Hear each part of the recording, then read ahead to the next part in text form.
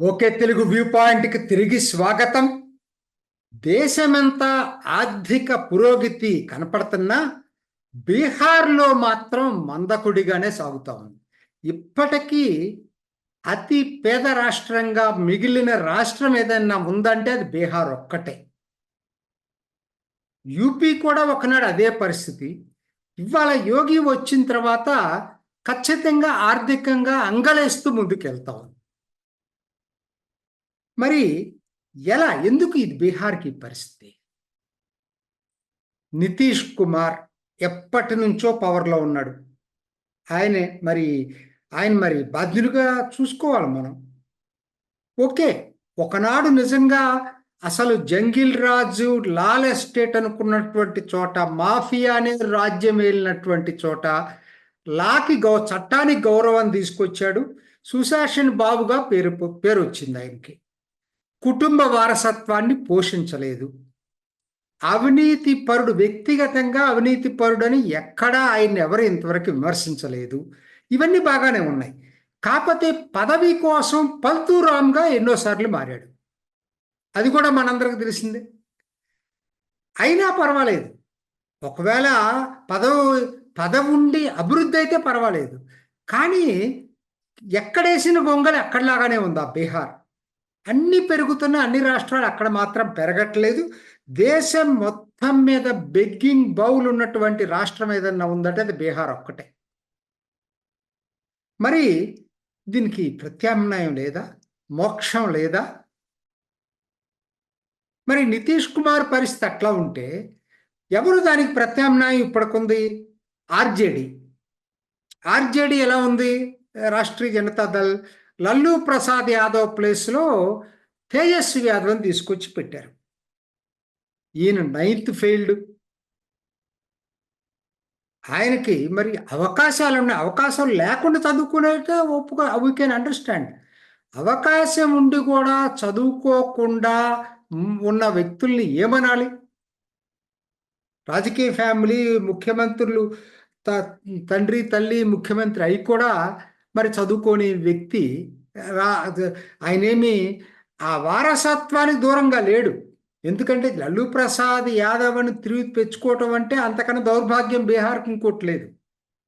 మరి ఇంకెవరున్నారు? బీజేపీ పరిస్థితి ఏంటి? ఓకే, ఇవాళ జనతాదళ్ నితీష్ కుమార్ తోటి మైత్రిగా కూటమిలో ఉండటమే కాదు, అది ఒక్కటిగా ఎమర్జ్ అవుతుందా అనుకుంటే అసలు దానికి నాయకత్వం లేమి, ఇన్స్పిరేషన్ ఇచ్చేటువంటి నాయకుడు లేడు బీజేపీకి బీహార్లో. అది పెద్ద లోపంగా కనపడతా ఉంది అక్కడ. ఇంకెవరున్నారు? చిరాగ్ పాస్వాన్ యువకుడే, ఏది ఎల్జేపీ. కానీ పరిస్థితి ఏంటంటే ఆయన సెక్షనల్ లీడర్గానే జనం చూస్తున్నారు. ఎస్సీస్ వరకే ఆయన జనంగా చూస్తున్నారు. కానీ రాష్ట్ర వ్యాప్తంగా అందరినీ కలుపుకెళ్ళేటువంటి లీడర్గా ఎమర్జ్ కాలేకపోతున్నాడు చిరాగ్ పాస్వాన్. మరి ఇంతకన్నా ఒక కొత్త రాజకీయ పార్టీ పెట్టడానికి అవకాశం ఇంకెప్పుడు ఉంటుంది? అదండి ప్రశాంత్ కిషోర్ 2 సంవత్సరాల క్రితమే ఈ రాజకీయ పరిస్థితిని పసిగట్టి మొత్తం ఆయన ఐప్యాక్ను వదిలిపెట్టేసేసి రాజకీయ పార్టీ పెట్టే ముందు 2 సంవత్సరాలు పాదయాత్ర చేశాడు. 2 సంవత్సరాలు పాదయాత్ర అంటే చిన్న విషయం కాదు ఎవరికైనా. ప్రతి గ్రామం, ప్రతి వాడా తిరిగాడు. ఇవాళ ఆయనకి గ్రామాల్లో, బ్లాకుల్లో, జిల్లాల్లో క్యాడర్ లేకుండా లేదు, అన్ని చోట్ల ఉంది. ఇవాళ మొత్తం రాష్ట్రంలో రాజకీయ పార్టీ పెట్టక ముందే ఆయన క్యాడర్ వచ్చింది ఇవాళ. మరి జనం ఎందుకని చూస్తున్నారు? ఎక్కడ మరి నితీష్ కుమార్ అట్లా ఉన్నాడు, తేజస్వి యాదవ్ పరిస్థితి ఇది, బీజేపీ పరిస్థితి ఇది. వాళ్ళకి ఆల్టర్నేటివ్ లేకుండా అయిపోయింది. ఈ పరిస్థితుల్లో ఎవరో ఒకరు మనల్ని సేవ్ చేయడానికి వస్తున్నారు అనేటువంటి భావన ప్రజల్లోకి వచ్చింది కాబట్టి ఇంతమంది క్యాడర్ వచ్చాడండి. ముఖ్యంగా యువతని బ్రహ్మాండంగా ఆకట్టుకోగలిగాడు. అన్ని వర్గాలు, ముస్లిమ్స్, యాదవులు, ప్రతి ఒక్కరూ కూడా ఆయన ఇచ్చేశాడు. ఈయన దెబ్బతీయటం కోసం తేజస్వి యాదవ్ ఎక్కడ దాకా వెళ్ళిపోయాడంటే ప్రశాంత్ కిషోర్ పాండే అని అంట మొదలుపెట్టాడు. అంటే ఆయన కులాన్ని గుర్తు చేస్తున్నాడు బీహార్ ప్రజలకు. ఆయన అగ్రవర్ణాలకు సంబంధించిన వ్యక్తి, ఆయన మీరు నమ్మొద్దు అని చెప్పాడు తేజస్వి యాదవ్. అయినా మీరు బీసీల్లో, ఎస్సీల్లో, ముస్లిమ్స్లో చాలామంది ఈయన ఫాలోయర్స్గా తయారయ్యాడు. 2 సంవత్సరాల తర్వాత ఇంత చేసి మొత్తం గ్రామాల్లో సమస్యలేంటో తెలుసుకున్నాడు. గ్రామానికి ఒక ప్రణాళిక, బ్లాక్ ఒక ప్రణాళిక, జిల్లాకు ఒక ప్రణాళిక, రాష్ట్రానికి ఒక ప్రణాళిక అన్ని తయారు చేసుకొని ఇప్పుడు గాంధీ జయంతి రోజు అక్టోబర్ 2న కొత్త రాజకీయ పార్టీ జన స్వరాజ్ స్థాపించబోతున్నాడు. జన స్వరాజ్ దాని పేరు. అంటే గుడ్ గవర్నెన్స్ అనుకోండి దానికి. మరి దానికి చాలా బోల్డ్గానే ఉంది. రాజకీయ ముఖ చిత్రం ఎలా ఉంటుందని అంటే ఖచ్చితంగా మాత్రం ప్రభావితం చేయబోతా ఉంది. అధికారంలోకి వస్తుందా లేదనేది అప్పుడే చెప్పలేము, ఇంకా టైం ఉంది. ఆయన రాజకీయ పార్టీ ఇప్పటికైతే మంచి ఊపు అయితే ఉంది బాగా దానికి. మరి చూడాలి.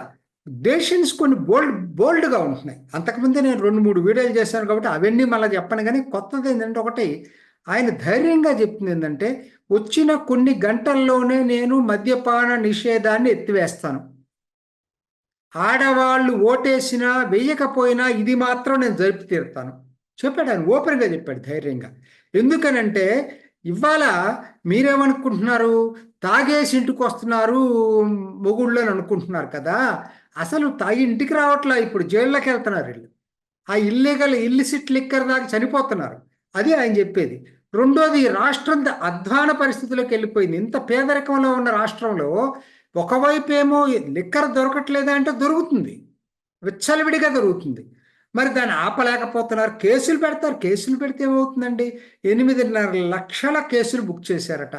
1,25,000 మందిని జైళ్ళకు పంపించారట. అయినా ఇల్లీగల్ లిక్కర్ ఆగలేదు. చివరికి ఎంత నష్టం అండి. ఇప్పుడు ఎవరికో వెళ్తుంది ఈ ఆదాయం అంతా, అదే ప్రభుత్వానికి లీగల్గా మంచి లిక్కర్ సప్లై చేసి నాణ్యమైన లిక్కర్ సప్లై చేస్తే పక్కన ఉత్తరప్రదేశ్ చూసుకోండి, ఆయన యోగి అయ్యుండి ఆయన చేస్తున్నాడు ఆ పని. దానివల్ల ఏమైంది, 20,000 కోట్ల ఆదాయం వస్తుంది బీహార్కి. పేద రాష్ట్రం బీహార్, 20,000 కోట్లు చాలా ఉపయోగపడుతుంది వాళ్ళకి. ఇది ఆయన చెప్పేది ప్రశాంత్ కిషోర్. ఇటువంటి ఆయన ఆలోచనలు అన్నీ కూడా మోర్ ప్రాక్టికల్గా ఉన్నాయి. మిగతా దేశంతో పాటు పారిశ్రామికంగా బీహార్ను కూడా అభివృద్ధి చేయాలనేటువంటి దృఢ సంకల్పం ప్రశాంత్ కిషోర్కి కనపడతా ఉంది. ఈయనకి ఇది అక్టోబర్ 2న రాబోతుంది. అక్టోబర్ 2న కొత్త పార్టీ, కొత్త బాడీ, కొత్త ప్రణాళికతోటి ముందుకు వస్తుంది బీహార్ ప్రజల దగ్గరకి. తర్వాత దీనికి ఒక ఆయన అగ్నికి వాయువు తోడైనట్టుగా కొత్తగా ఇప్పుడు ఒక ఆయన ఆనంద్ మిశ్రా అని ఇంకొక అతను తోడయ్యాడు. ఎవరి ఆనంద్ మిశ్రా? మనం అన్నామలై పేరున్నాం, కర్ణాటక సింగంగా ఆయన్ని పిలిచేవాళ్ళు. అద్భుతంగా పనిచేశాడు కర్ణాటకలో. మాఫియాలకు సింహ స్వప్నంగా పనిచేసిన వ్యక్తి, ప్రజలకు దగ్గర అయ్యాడు.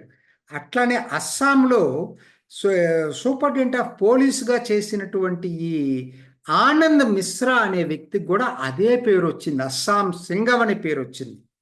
సరే, ఆయన మంచి పేరున్న టైంలోనే దానికి రాజీనామా చేసి బీహార్లో రాజకీయాల్లోకి వచ్చాడు. ఇద్దరు బీహార్ వస్తులే, ప్రశాంత్ కిషోర్ బీహార్ అతనే, ఇతను కూడా బీహార్ అతనే.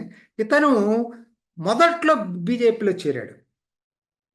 అన్నామలై కొన్నాళ్ళు ఆగి చూసుకొని తర్వాత బీజేపీలో చేరాడు. ఈయన ఏంటంటే అసలు ఈయనకి ఆర్ఎస్ఎస్ తోటి అనుబంధం ఉంది. సో దీంతో బీజేపీలో చేరాడు. చేరిన కొన్నాళ్ళకి ఈయనకి నిరుత్సాహం ఏర్పడింది. మొదట్లో బక్సర్లో బీజేపీ తరఫున పోటీ కూడా చేశాడు, ఓడిపోయాడు. ఆయన నిరుత్సాహం వచ్చింది. ఎందుకంటే అక్కడ ఆ ఫంక్షనింగ్ చూసి కష్టం, ఈ పద్ధతుల్లో అయితే అభివృద్ధి అవ్వటం అనేది పార్టీ చాలా కష్టం అని చెప్పి ఒక నిర్ణయానికి వచ్చి తర్వాత స్వతంత్రంగా పోటీ చేశాడు. ఈయన స్వతంత్రంగా పోటీ చేయటం వల్ల బీజేపీ ఓడిపోయిందని ఒక వాదన ఉంది. సరే, ఏది ఏమైనా ఇప్పుడు ఆయన జన స్వరాజ్యలో చేరాడు. ఆల్మోస్ట్ ప్రశాంత్ కిషోర్కి దగ్గరగా ఉన్నాయి ఈయన ఐడియాస్ కూడా. ఐపీఎస్ రాజీనామా చేసి రాజకీయాల్లోకి వచ్చిన వ్యక్తి. అంటే యూత్ వస్తున్నారండి, ఎడ్యుకేటెడ్ యూత్ ఇప్పుడు రాజకీయాల్లోకి రావటం అనేది ఆహ్వానించదగ్గ పరిణామం. వాళ్ళు ఏ పార్టీ అయినా కావచ్చు.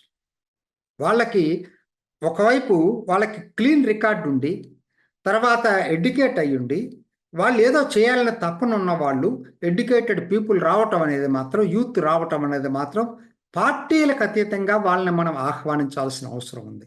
ఇవాళ వీళ్ళిద్దరూ కలిసి, ఇంకా చాలామంది జాయిన్ అయ్యారనుకోండి, వీళ్ళందరూ కలిసి ఇప్పుడు జన స్వరాజ్ ఇవాళ బీహార్కి ప్రత్యామ్నాయ రాజకీయ పార్టీగా ఎదగబోతుందా?